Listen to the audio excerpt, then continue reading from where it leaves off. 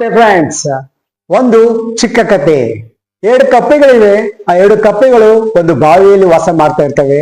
ಬೇಸಿಗೆ ಕಾಲದಲ್ಲಿ ಆ ಬಾವಿ ಒಣಗಿ ಹೋಗುತ್ತೆ. ಸೊ ಹಾಗಾಗಿ ಆ ಕಪ್ಪೆಗಳೆರಡು ಬೇರೆ ನೀರಿರುವ ಕಡೆ ಹೋಗಿ ವಾಸ ಮಾಡಬೇಕೆಂಬುದಾಗಿ ಹೋಗ್ತವೆ. ಸೊ ಆ ಎರಡು ಕಪ್ಪೆಗಳು ಬೇರೆ ಸ್ಥಳವನ್ನು ಹುಡ್ಕೊಂಡು ಬೇರೆ ಕಡೆ ಹೋಗುವಾಗ ಒಂದು ಕಪ್ಪೆ ಒಂದೊಂದು ಬಾವಿಯಲ್ಲಿ ನೀರನ್ನ ಕಾಣಿಸುತ್ತೆ.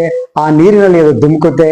ಸೊ ಆ ಕಪ್ಪೆ ಮೈಯೆಲ್ಲ ಕೆಸರಾಗಿರೋದ್ರಿಂದ ಆ ಬಾವಿಯಲ್ಲಿ ಧುಮುಕಿ ಒಳ್ಳೆ ರೀತಿಯಿಂದ ಸ್ನಾನ ಮಾಡ್ಕೊಂಡು ಮಜಾ ಮಾಡ್ಕೊಂಡು ಆ ಕಪ್ಪೆ ಏನಂತಂದ್ರೆ, ಸೊ ಎಷ್ಟು ಹಾಯಾಗೈತಪ್ಪ, ನೀನು ಬಾ ಅಂತ ಇನ್ನೊಂದು ಕಪ್ಪೆನ ಕರೀತೆ.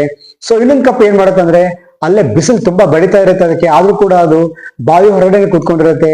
ಅದು ನೀರಲ್ಲಿ ಹೋಗಲು ಇಷ್ಟಪಡೋದಿಲ್ಲ. ಯಾಕೆಂತಂದ್ರೆ ಅದಕ್ಕೆ ಏನೋ ತಲೆಡ ಅನ್ಸುತ್ತೆ ಮನ್ಸು. ಸೊ ಹಾಗಾಗಿ ಒಂದು ಕಪ್ಪೆ ಆ ಬಾವಿಯಲ್ಲಿ ಇರುವಾಗ ಅದೆಲ್ಲ ರೀತಿಯಿಂದ ಆರಾಮಾಗಿ ತನ್ನ ಮೈಯಲ್ಲಿ ಹತ್ತಿರೋ ಕೆಸರನ್ನೆಲ್ಲ ತೊಳ್ಕೊಂಡು ಆರಾಮಾಗಿ ನೀಟಾಗಿ ಹಾಯಾಗಿರುತ್ತೆ. ಸೊ ಆಮೇಲೆ ಸ್ವಲ್ಪ ಹೊತ್ತಾದ್ಮೇಲೆ ಬಾವಿಯಲ್ಲಿ ಇದಿರೋ ಕಪ್ಪೆ ಹೊರಗಡೆ ಬರೋದಕ್ಕೆ ಪ್ರಯತ್ನ ಮಾಡುತ್ತೆ. ಬಟ್ ಅದಕ್ಕೆ ಆಗೋದಿಲ್ಲ. ಆ ಕಪ್ಪೆ ಅಲ್ಲೇ ರೌಂಡ್ ಹಾಕೊಂಡು ಅಳುವುದಕ್ಕೆ ಪ್ರಾರಂಭ ಮಾಡುತ್ತೆ. ಅದೇ ರೀತಿಯಿಂದ ಹೊರಗಡೆ ಕೂತ್ಕೊಂಡಿರುವಂತ ಕಪ್ಪೆ ಬಿಸಿಲಿನಿಂದ ಅದು ಎಲ್ಲ ಒಣಗಿ ಆ ಕಪ್ಪೆ ಕೆಸರು ಉದುರಿ ಹೋಗುತ್ತೆ. ಸೊ ಆದ್ರೆ ಬಾವಿಯಲ್ಲಿರುವಂತ ಕಪ್ಪೆ ಹೊರಗಡೆ ಬರಬೇಕಾದ್ರೆ ಅದಕ್ಕೆ ಆಗೋದಿಲ್ಲ.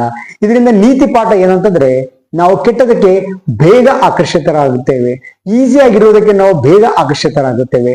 ಹಾಗಾಗಿ ನಾವು ಒಂದ್ ವೇಳೆ ಅಲ್ಲಿ ಸಿಕ್ಕಾಕೊಂಡ್ರೆ ಹೊರಗಡೆ ಬರುವಂಥದ್ದು ತುಂಬಾ ಕಷ್ಟ ಇದೆ. ಹಾಗಾಗಿ ಯಾವುದು ಮಾಡಬೇಕು ಯಾವುದು ಮಾಡಬಾರದು ಎಂಬುದನ್ನ ವಿಚಾರ ಮಾಡಿ ಮಾಡಬೇಕು. ಡಿಯರ್ ಫ್ರೆಂಡ್ಸ್, ಲೈಕ್ ಮಾಡಿ, ಕಮೆಂಟ್ ಮಾಡಿ, ಸಬ್ಸ್ಕ್ರೈಬ್ ಮಾಡೋದನ್ನ ಮರಿಬೇಡಿ. ಇದು ನೀವು ನನಗೆ ಮಾಡುತ್ತಿರುವಂತ ಮೋಟಿವೇಶನ್. Thank you.